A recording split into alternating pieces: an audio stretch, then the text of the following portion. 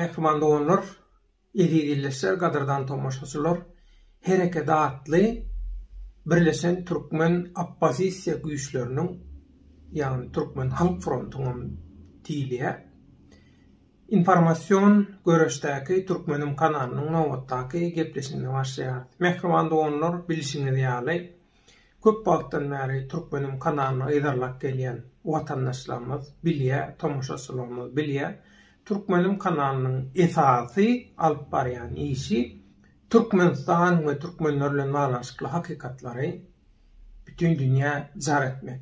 Şolar wagtynda birinji nowatda türkmenlere awanýan howplardan halky habardar etmek. Bütün dünýäde bolup geçen wakalara ıksam teýin edilenler, şeýlede Türkmenistanyň içindäki we daşyndaky Türkmenistanyň ýagdaýyna üns berip seredilenler.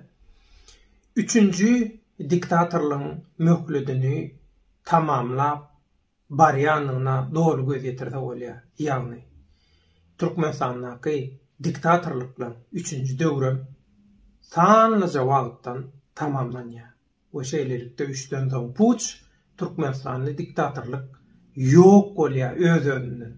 Muny Tewratyn kanunlary edýär. Muny Allah Taala ilahy kadasy kanun edýär. Inni mehriman doganlar, diktatorluk synyp barýanyny özüm bilýär, hemme zada gowy düşünýär. Şonuň üçin bular öňünden aşak bolýarlar. Öz eden jenayatlaryna, gan nöküşlüklerine jogap bermekden gaçmak üçin halkyň ünsüni başga zatlara sowmaga synaşýarlar. Şu adesinde köp synaşyklar edildi. Oýnatgylaryň üstünden ýöne başa barmady.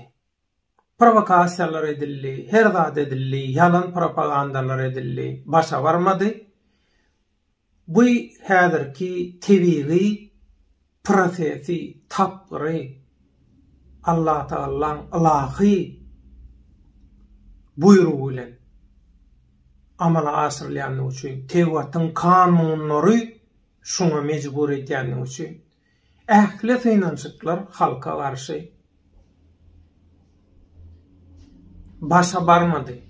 Gaýtam şu diktatorlygyň behwidi üçin ýylgyn behwitli edilýän işlere garşy halkyň ünsüni sowmak üçin oýnatgylan alyp barýan ähli yalan propagandalary, yalanlary puja çykdy we olar bir-birine hüjüm edip, bir-biri bilen uruşup söýüşüp, bir-birini ýok edip başlady. Şulam diktatorlygyň soňunyň gelendigini, soňky demini sanaýanlygyny suwut edýän sasy suwutnamalardan biri. Inni bugün size ýene bir bildirişim, duýduruş etmek isleýär. Hemişe ýaly. Aslynda muny biz Türkmenim kanalynyň köp wagtdan bäri aýdyp gaýtalap duýdurup gelýär. Diktatorlyk demini sanap ýatyrka pälinden gaýdanok. Bular inni halky biri bilen uruşturmak, halka azal etmek we şol wagtyň özünde de eger mümkin bolsa diktatorlygyň möhledini ýene bir azajyk uzaltmaň ýollaryny ödleýärler. Muňa üçin iki sany projekt alınıp barylýar. Biri din. Häzir bular dini ulanyp, halkyň ünsüni sowup, halka allap diktatorlygy dowam etdirjek bolýarlar. Eger bu din karty oýnalanmakdy, ýene maksatlaryna dolu yetip bilmeseler, bular ikinci kartı açıp ikinci projekti durmuşa geçirýärler. Olam näme? Awzalalyk, tiraparatlyk, tireçilik, vilayetçilik we şoňa beňde şartlar.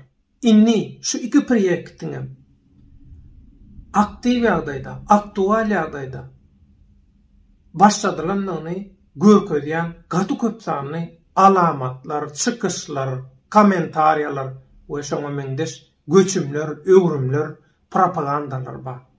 Äger mehriman doganlar, biziň diktatorlara garşy ýeketäk güýjümiz agzybirlik, jebitlik. Özara uşak düşük dawalaryňyzy halamayan zatlaňyzy, hereketleňizi eger ol adam bilen öýlenmejek bolsaňyz, durmuş gurmajak bolsaňyz, bir ýorganyň aşagyna girmejek bolsaňyz, %100 ondan idealny, dolu talabalaýyk adam ýasajak bolup alara galma. Görmedikçe geçiverin. Dostun aýyny ýapýar. Dost bolun, gardaş bolun, jewitleşin. Şu haram diktatorluklardan dynalyn. Şol watyň özünde Türkmenistany we regiony sevdi öz batwalçylykly behgitler üçin ulanjak bolýan keseki batwalçy güýçleriň proyektlerine garşam jewitleşip aldy birlikde berip durýar. Goloýda Azatlyk radiosunda şeýle bir habar berildi. Türkmenistanyň Balkan welaýatynyň Türkmenmaşy şäherine onlarça toy mekany sapar aýynyň gelmegi sebäpli wagtlaýynça ýapyldy. Dini ulanyp, dini galkan edip, arkasyna bukulup edilýän käbir bolgusyz syýasatlar, ırımlar sebäpli. Sapar aýy gelende näme toy etmeliler? Din, mukaddes din, adamlaň durmuşyny yeňilleşdirmek we gowlaşdyrmagy gödüňinde tutýar. Din şoň üçin wa, din şoň üçin gerek. Bu dini bolgusyz syýasatlar, propagandalar üçin ulanmaly. Şoň üçin bir näçe gün mundan öň bir 2,5 sagada goloý bir günü ýaýlym edildi Türkmenim kanalyna.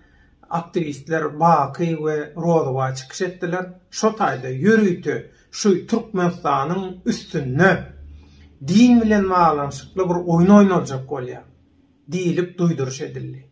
Ine şuňky gepleşigimizde siz şol göni ýaýlymyň Türkmenistanyň 3-nji diktatorlyk hökümeti Ganho Serdar Süplük näme üçin dini ulanya näme etjek bolýar? Halk häkimeti ele geçiren wagty gaçyp biljek ýeketäk ýeri gally olam Saud Arabistany. Şonuň üçin Saud Arabistany kömek eder ýaly öňünden Saud Arabistanyna da kömek etmeli. Ganho Serdar. Onuň üçin ýurtda bir topar fundamentalizm, radikal dini propagandalar, dini ýigrendirýän syýasatlar alyp barmaly.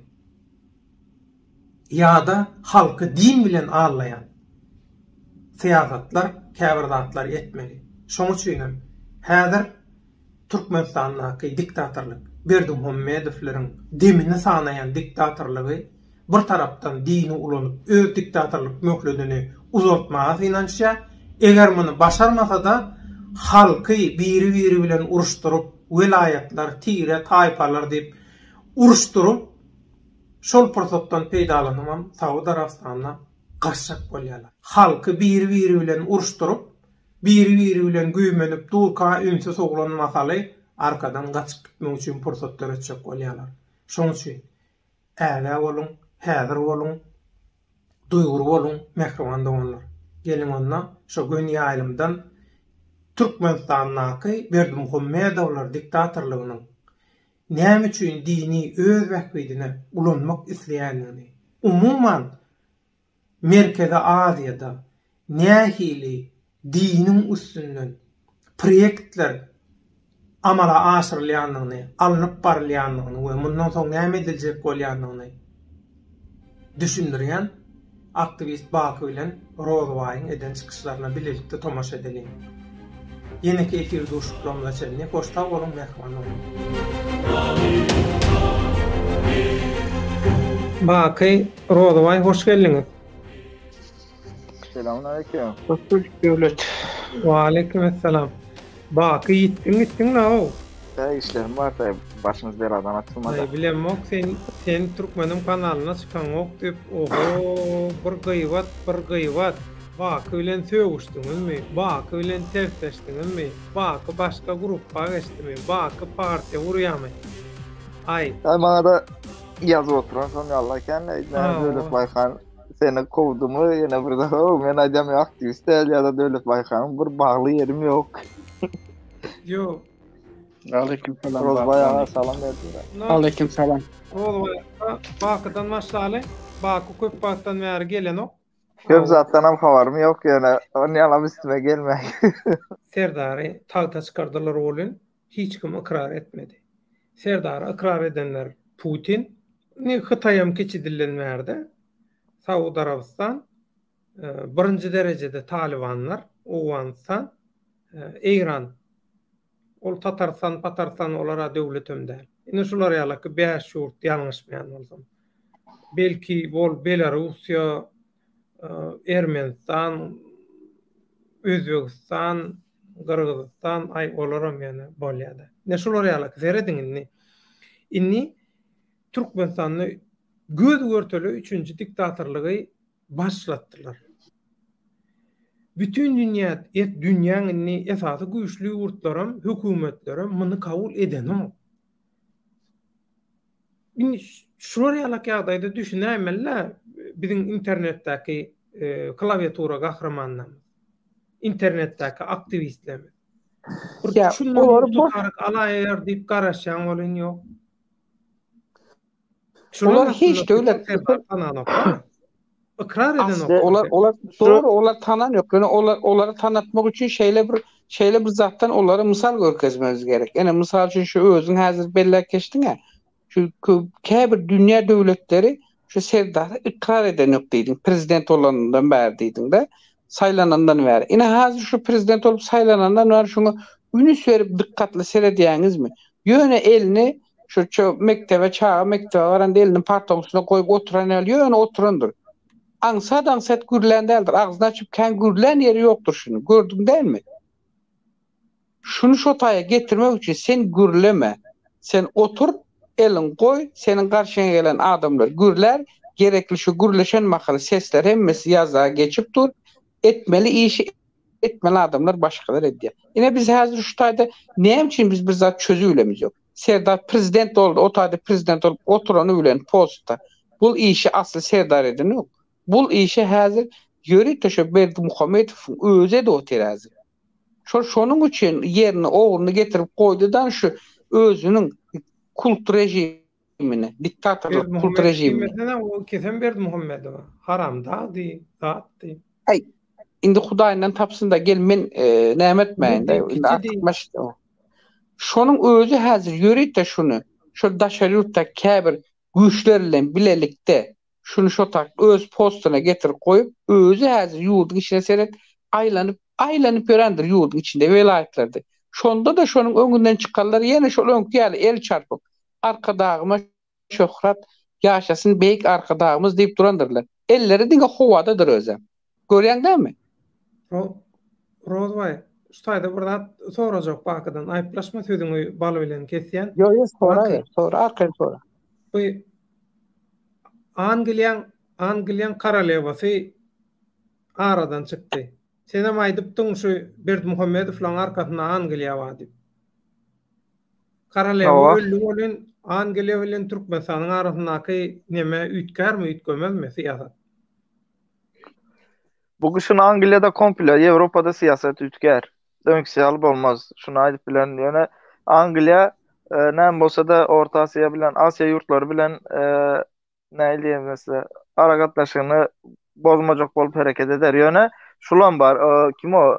Elizabeth II'niň nemesi oğlu ýokmu? Häzir karol bolan.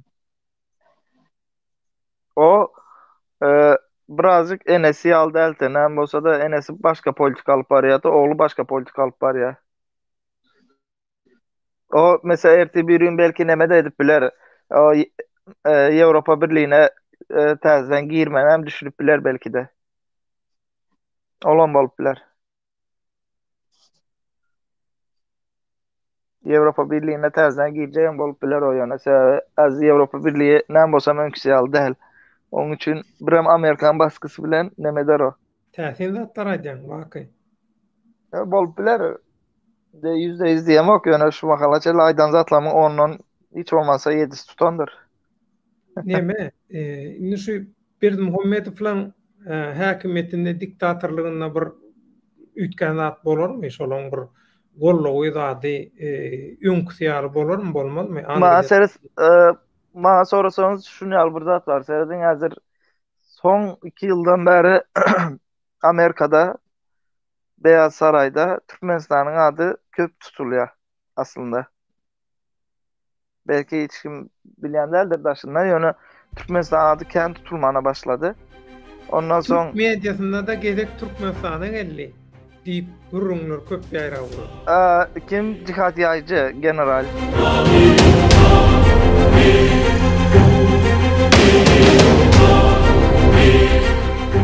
Bakın hiç bu konuları bilmemek demektir bu. Yani bu hesaplanmış ki senaryosu daha önceden yazılmış ve buradan anlaşılıyor ki oynanmaya başlamış. yani hangi aklından zoru insanlar farklı yorumluyor bu konuyu? Yani cambaza bakı niye göremiyorlar amirelim? İşte çok enteresan. Bakın where the next for global jihad diyor değil mi? Evet. Peki. Cihat kime karşı yapılır? İslam dininde cihat kime karşı? Küffara karşı yapılır. Değil mi? Sizin dininizden olmayana, sizin dininizden olana cihat yapılır mı? Ama dünyada insanların kafasına cihat kavramını, başlıyor diye. Cihat kavramını Müslümanın Müslümana kırdırılması olarak algılattılar. Evet. Yani bakın o zaman verdi next for global jihad, çok genel bir cevap verelim. Hangi Müslüman ülke? Hangi Müslüman ülke? Hangi Müslüman? Bundan sonra ne var? Umarım Türkiye değildir. Evet. Umarım Türkiye değildir. Ama şimdi umarım Türkiye değildir neresi? Ama bakın şimdi bu yakın şeyde okumamda benim şu var. Taliban. Şimdi bakın biz İran'la bizim ilişkimiz var mı? Evet. İran İslam Cumhuriyeti değil mi? İran İslam Cumhuriyeti. Değil mi? Yani adı İslam Cumhuriyeti zaten. İran İslam Cumhuriyeti. Peki İran İslam Cumhuriyeti'ni yönetenler Şii Müslümanlar değil mi? Şii Müslümanlar. Tabii. Peki Taliban hemen yanı başında İran'ın içinden doğmuş Afganistan.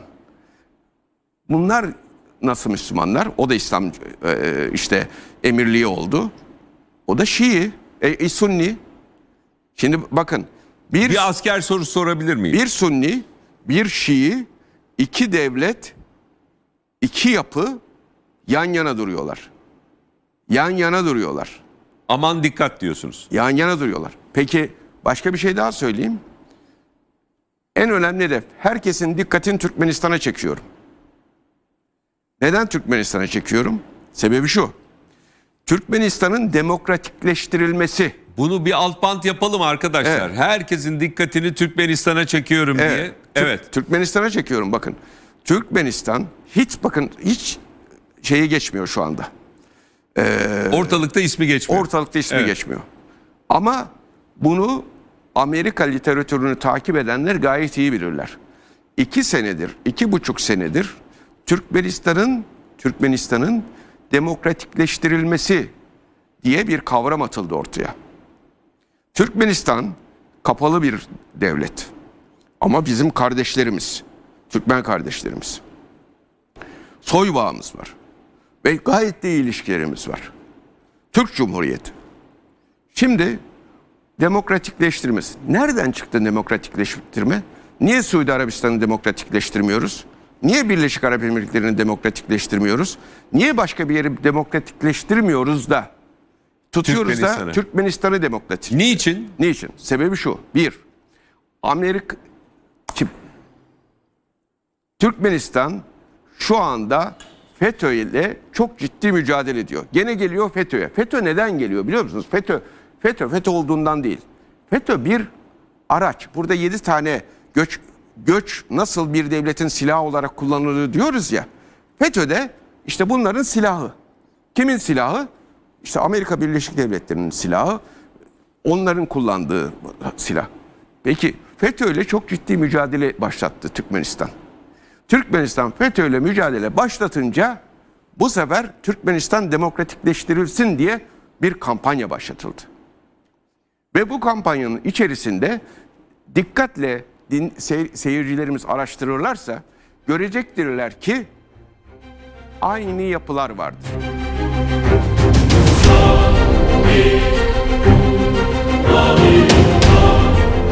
Amerika hazır qaysi tarafa seretse Angliyada şu Amerikan yanındadır. Yana Angliya şunu bir neme yurt o yanı Rozbayağı da aytdı. O menfaat üçün Amerikanam yarı yolda taşlap bilen yurttur mesela. Angliya siyasi ilk başta şunun 2 Dünya Savaşı'nı gördü. 2 Dünya Savaşı'nın içine hem girdi. Yöne sizin ettiniz mi? Başta qaysi tarafta da uruş qutaranda qaysi tarafta çıktı Angliya. İndi berde birim şunu bir zat var. O yadınızda bolsa Serdar Berdimuhamedov prezident bolmazından ön. Hem prezident bolandan sonra bolacak vaxtıma. Kardeşim o yeğeninin bir tane firmasını yaptı. Şu hakkında bir efirem ediptik siz bilen. İkisini yaptı 15'ini açtı zaten. Sizin ettiniz mi bu Pandora kutusunda Türkmenistan yurt dışına çıkaran pulları hem mesela Angliya üstünden akıttır. Ben mesela özüm girip gördüm şu Pandora kutusunun nemesine. Yani neçe 100 neme var o tayda. 100 firmadan gurun ediyor. Yüzler firmadan gurun ediyor adam.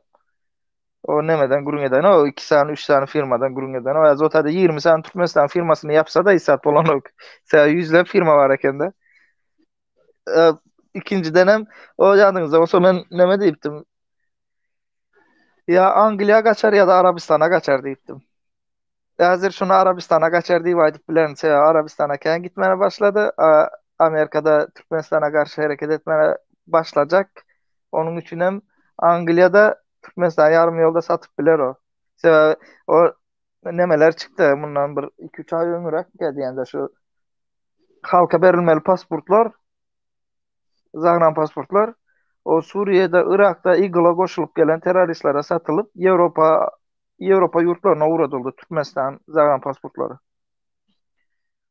Yine sonunda Türkiye'nin istihbaratine haber veren kim? MI6 haber veriyor.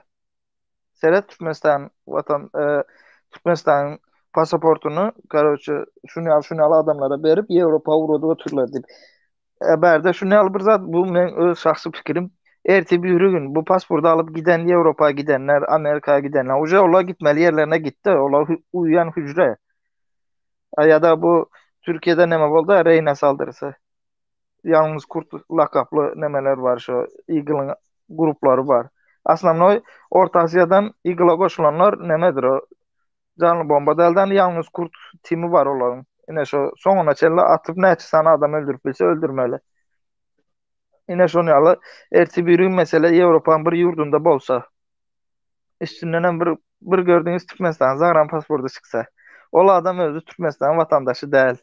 Yöne pasport çıktım boldu sen Türkmenistan vatandaşı deyip o Afganistan'a girişi yalı Amerika diyen yurda bir bakana gerek. Şimdi böyle hazır Rusya'nın Xitay'ın önünü kesmek için deniz tarafından kesti bir niri kaldı Orta Asya'dan kaldı kesmek yolu. Erti bir gün o tarafından nemesi. Ya da aydalı Avrupa'nın bir yerinde patlama oldu. Hazır Afganistan'ın demir gazığında kim var? Daesh Khorasan var. Adı üstüne Khorasan deyip yazıklar. Bunları Suriye'den ekiden kim? 4600 kişi bilen 10.000 kişi aralığında ekiden kim? Amerika yine Avrupa. Avtobuslara, kamazlara basıp gittiler. Bunun belgelerini Putin hem çıkıp açıkladı. G20 toplantısında Erdoğan hem çıkıp açıkladı. Erti bir gün işte şu Rusya İran'a zarar vermeyi için hem bir nemedi. İran'a ben düşünemem. İran nem olsa da bu Angliya bilen Amerika'nın kuklası yine de o. Yani onların hem daha Khorasan'ın hem hedefi ne? Biz de Orta Asya, Khorasan bölgesine diye dini yaymak diye. Khorasan bölgesi hem Türkmenistan bilen Özbekistan. O nemen Türkmenistan, Özbekistan, Kazakistan'ın gün ortası, Afganistan'ın ve İran'ın hem demir gazı. Tabii Khorasan önkü tarihi Khorasan şol. Khorasan emirliğini vuracak diye de. Khorasan aslan emirliği. Bu bak Serhat şöyle de bir yağda oldu yani yine şundan belli şol yankı bakaytta Daesh meselesi oyunca yankı şu Orta Asya yayratacak Khorasan zattıydı da bu asıl şu ozalkı Orta Asya Patsovet devletlerinden ayrıldığından sonra bu asıl Türkmenistan'a gelmeyen ki o Türkmenistan, Özbekistan ozalky prezidenti İslam Karimov döwründe birinji munun topary Özbekistanda döredildi. Şo taýda hatda şonuň şol Andijan vilayatynda şo halk şonuň üçin bir zagat top edip O İslam Hizbut Özbek Tahrir mi hareketi ya? mi näme mi? O.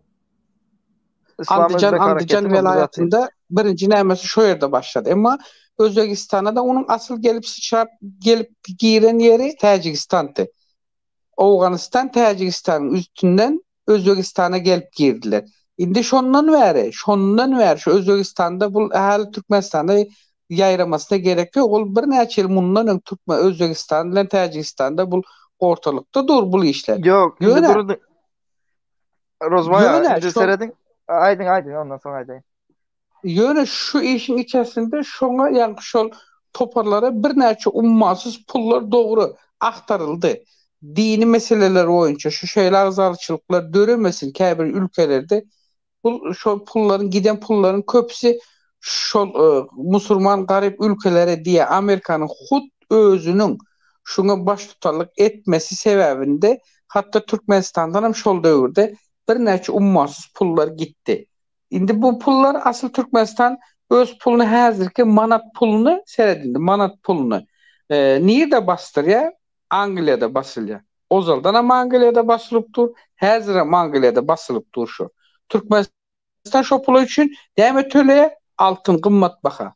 Ya altyn berýär, ya dollar berýär. Türkmen manatyny alan ýok Angliýa. O manaty basyp altyn alýar garşylanda. Şolar şonuň üçin ýa-ni sen aýtdyň o ýa kara kutudan şunça pelança näme Niýazow döwründe bu işler başlady. Niýazow hatda hot özüniň maşgala agzasyndan da şol öz ogly Muradyň hasabyna giden pul hatda aýaly bilen gyzy şonuň şo taýda aslynda şol Angliýa mı London mı niýede şo ýerde ýaşap ber.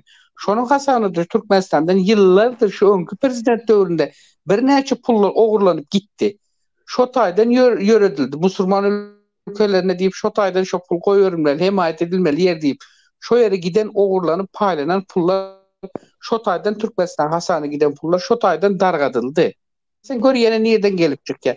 Häzirki şu ozalkynyň eden işini bilýär, şo ozalkynyň eden işini bilip şo ýoldan ýörep, şo ýoldan pullary niýerden çykardy? Ýene şo London üstünden çykardy. Ýene Angliýa üstünden. Sen Angliýadan pul çykarmak bular üçin gaty aňsat bu näme? Näme üçin diýsen Türkmenistan manadyny häzir Angliýa çykaryp berýär, basyp berýär. Serdar Berdimuhammedow Arabistana baryp gelenden soň näme karar çykardy Türkmenistanda? Aýal maşgala ýeke özü gezmek bolanok, maşyna öňüne oturmak bolanok, saat näçeden soň çykmak bolanok, ýok iç geymek bolanok, ýene bir zat bolanok diýdi. Amma öň o 70-nji ýyllarda kim etdi? Afganistan hökümeti etdi. Hazır bular indi gel diýip oturup KK'sı dini yasakladı. Serdar Berdimuhammedow näme diýär? Camilerde diýär wat beriň diýär, musulman dinine näme diýip vaz beriň diýärmi, wat beriň diýärmi, şonu ýaly näme diň diýär. Indi berde şunu aýtjak bolýan. Men TikTok'ta köp kişi bilen protif gitmem. Sebäbi TikTok'ta baýa tantana ýaşadym aslında men. Protif gitmem sebebi bizim Türkmenler tutturupdyr. Biz diýär Türkmenistan şeriat bilen ýönetilmeli diýär. Haýsy Türkiýe Cumhuriyet şeriat bilen ýönetilýär. Bu bir. 2. Biz diýär musulmanlygy diýär şunu ýaly kabul etmenimiz üçin diýär biz diýär ine diýär Allah belamyzy berip otyr diýär ýok şunu ýaly çekip otyr bilmem. Muny bildiňiz gruplarda oturup ýani näme o nesihat beren ýaly gürrüň edilip oturan bu zatlar. Menem girip bizim diýär ata-babalarymız musulman bolan üçin diýär şunu basyp aldylar diýär musulman bolmadyk diýär kapyrdyr zat. Menem girip diýär onda Oğuzhan kapyrmydy? Ya da Sultan Alparslan'dan ilerisi kapyrmydy diýip soraýan welin men atyp goýarýarlar-da. Aslında sen öz aýdyp oturan çelişkili gürläp otyrdy. Aýdyp oturan zadyň içinde özü ýalňyş otyrdy taryhynyň içinde. Sen Türkmenler şonu aýdyp duranyň Türkmenler 16-njy asra çelle musulmanlygy kabul etmedi. Bak şonu sen aýdyp duranyň we şu nesihat berip otaryň özüniň Allah belasyny beren. Şoňa Allah belasyny beren üçin şonuň beýni kellesi ütken. Beýni kellesi ütken üçin näme de Türkmenistanda biz näme şeriat bilen ýöretmeli. Sen şu döwletde ýören ýerinde özüň şeriat bilen ýöredi bilen ok. Sen o ýerde nädip özüň şeriat bilen ýöretjek.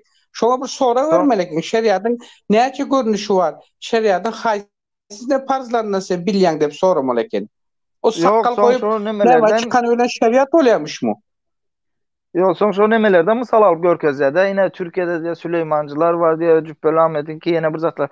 Benim YouTube kanalımı Germanya'dan bir dostum sağ olsun Süleymancılar hakkında Gover 3 bölümlük belgesel edip koydum. Ben şahsi nemem bana sorarsanız ben Türkmen. Ben Türk iman ya da Türkiye bir zat değil. Türkmen. Onun için ben mesela İslam dinine de aslında kembir sıcak seyredem yoksa ve köp yanlış var. Sonra versen hem seni yok öldürürüz, boğazını keseriz, yok seni nem ederiz. Yani edip bilmece işlerini aydiyorlar birinciden ha. İkinciden hem sen hani İslam dini barış dinine misal alıp görkez. Yani hemen seni daşlamaya başlayalım. Onu yazı atıyor. Hani sen barış dini. Her kim senin dinin, benim dinim. Yani ben Türkmen bolanım için ben İslam dinine de kendi seriden bakma. Atababalarım gök tanrı, Araplar hele neme o daşlara tapıp gören vakti o sandı öründe Türkmenler neme deyiptir, gökte bir tanrı vardır deyiptir. Onun için ben Türkmenliğime gökteki tanrıya inanan o boldu benim için. Ben şunun için siyasetin içine şu Niyazat koşasım gelen yok. Bir hem TikTok'ta son kuvvet şu Niyazat'la internette TikTok'ta TikTok'ta şu din hakkındaki zatlar çıkmana başladı. Serdar'ın din hakkındaki annem etmene başladı. Bir taraftan hem bu birdenbire pasportlar patla başladı. Yani sin etseniz son kuvvet Orta Asya'da din hakkındaki hep köp zatlar çıkmana başladı da. Yani bulan bir havarcısı bana sorusun. Serdar dini ne için nesihat etmeye başladığının arka planını yeni göz getirip biliriz yok. Türkmenistan önden beri, köpten beri din mesele boyunca bir neçe gezek Türkmenistan'ın dilde agitasya edip geldiler. Dine karşı siyasi düşüncede olanlar tutsak ediyorlar, ediyorlar, beydiyorlar de. Serdar hazır şunun için, şunu bir yıl, bir yarım yıl, gerek olsa 2 yıl, şunu bir gözden düşüren yalıdık tutacak, hani ondan sonra yeni edeceğini özü bile. Yani bu iş sarona sen fikir etme Serdar, koy öğrendir bunu serbest yani öz uğruna deyip halkı yönet arka kapıdan yine şu planı amala aşırıp dur. Sen fikir etme onlar yazdık olar deyip. Benim şunu yal düşünen Serdar oğlunu yerine koydu. Kakasam hazır dışarıdan yine Nursultan Nazarbayev yöneten bol otur. İçeriden hem bular özleri şu Arabistan'ın gözüne kovu görünecek bolup erti bir gün hazır indi bular priyama mesela aydalı ertiye çıkıp Serdar deyse ben istifa ettim. Yurdu başarıp bilemek. Yine kim gelip otursun deyse gelen adam ne mi diyer? Gel berik. Bugün açel ne mi iş ettiniz? Hesap kitabı yapalım an diyer. Eğer normal bir olsa şuna ayder. Hesap kitabı yapalım diyer.